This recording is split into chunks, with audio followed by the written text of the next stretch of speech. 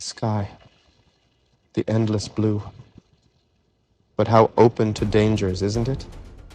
And what do we have against these dangers? Today, we come to you with an incredible technology. War technology follows a course parallel to the development of humanity. Especially the technological breakthroughs that started with the Second World War form the basis of the technologies in today's world. Periods of war enabled states to intensively focus on defense expenditures, and then the rapid development of military technologies. Recently, unmanned autonomous war machines have become widespread in war technologies at the point where the world has come. In addition, missile technologies have become more dangerous every day since the past periods.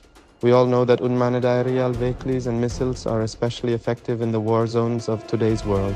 Unmanned aerial vehicles are cheaper than combat aircraft and do not cause loss of personnel.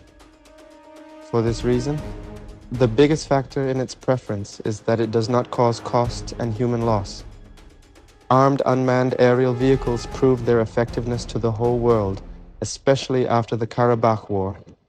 In the ongoing war in Ukraine, autonomous war machines can be a decisive power factor in the field.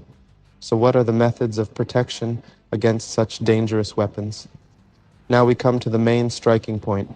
Air defense systems are produced to prevent all kinds of attacks from the sky thanks to their advanced technologies. Not every air defense system is equally successful. Thanks to advanced radar technologies, air defense systems fire at approaching enemy targets and destroy them before they reach their targets. When it comes to the air defense system, the Iron Dome, which is frequently mentioned in the world agenda, comes to mind. Iron Dome air defense systems, which cover Israel's airspace like a roof, are considered a very important force for Israel's security with its high interception rate. Recently, especially after the Hamas attacks, many news about the Iron Dome came to the agenda. While those who say that the Iron Dome has lost its function are on one side, they said that the high success rate of the Iron Dome is still valid. Now, if you are ready, let's examine the Iron Dome, which is the roof of Israel, together. Israel is a state that keeps its security policies very tight due to its geography. Since the establishment of Israel, there has not been a decade without war in the region. For this reason, the state of Israel has also attached great importance to security expenditures and military industry investments. Israel, which is experiencing wars and conflicts with the states around it, has to secure itself. For this reason, it is not a coincidence that they have an air defense system such as Iron Dome. In the historical process, the Jewish community that formed Israel was a minority in the countries where they spread throughout the world. The Jews who immigrated to Israel made many moves to create a state consciousness here. Although some of these moves resulted in war, they increased their permanence in the region day by day. While explaining Israeli security policies, it is necessary to define the actors involved in the formation of these policies. The first actor in security policies built on the principle of innocence of arms is the Israeli Armed Forces. The Israeli army, whose slogan is victory and security, continues to exist as a force ready for war at any moment. The motivation for the establishment of the Israeli Armed Forces includes philosophical elements. For this reason, the Israeli Armed Forces have an important share in the expenditures of the State of Israel. The second element among the Israeli security actors is the government and political decision-makers. In the Israeli political system, where the Prime Minister and his cabinet are effective and the President of the Republic has symbolic powers, it is a general rule that the Ministers of Foreign Affairs, Economy, and Defense are appointed super-politically and that experts are appointed. In order to understand what is happening in Israel, it is important to know its basic foundations. As a result of the military studies intensified with these basic foundations, a journey to the Iron Dome systems has begun.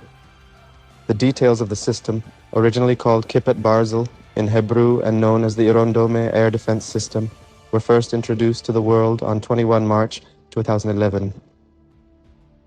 Although the system was introduced to the world in 2007, its history actually dates back to much earlier dates.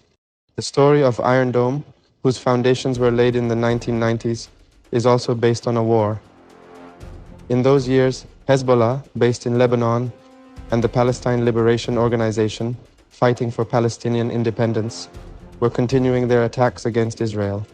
The security problems initiated by the Intifada movements on the one hand, and the simultaneous attacks, mostly carried out by the Lebanese Hezbollah, on the other, forced radical changes in the security policies of the Israeli state.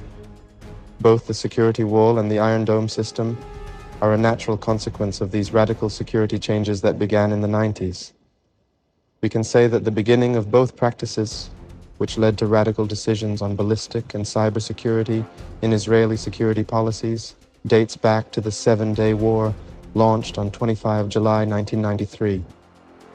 So what is the Iron Dome and how does it work? Iron Dome is a mobile defense system that can operate in all weather conditions.